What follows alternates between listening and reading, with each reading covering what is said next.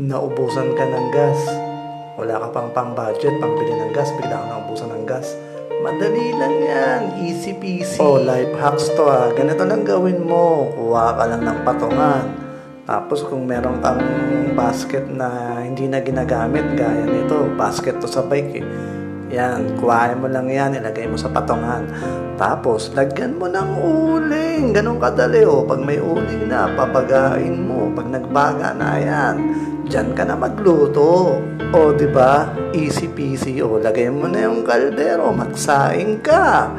O, pag naluto na yung sinaing, o, pwede ka rin magluto ng pang-ulam mo. Di ba? Napakadali. Ganun lang. Dapat ganyan ka mag-isip. Hindi yung matataranta ka pag naubusan ka ng gas, wala ka pang pambili. Eh, di, eto muna gamitin mo. Ito gawin mo pang samantala. Di ba?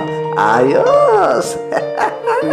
Yan ang mga diskarte. Ang importante, makapagluto ka, makakain ka, di ba? Habang wala ka pang pambili ng gas. Pang samantala lang naman eh. O, kung wala naman kayong basket na ganito, kahit yung luma yung electric pan, pwede yun, doon kayo magluto, tanggalin mo yung pinakakaha ng electric pan mo. O, tas yun, lagyan mo ng uling, doon ka magluto. Ganun lang kadali, di ba?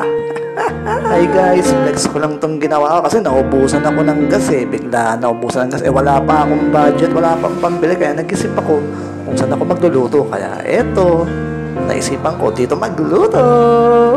Oh, ayan oh. Tapos kung magluto ng sinaing, makakapagluto pa ako ng pang-ulam. Ayos ba, diba? Gamit ang aking improvised lutuan. Thank you guys for watching.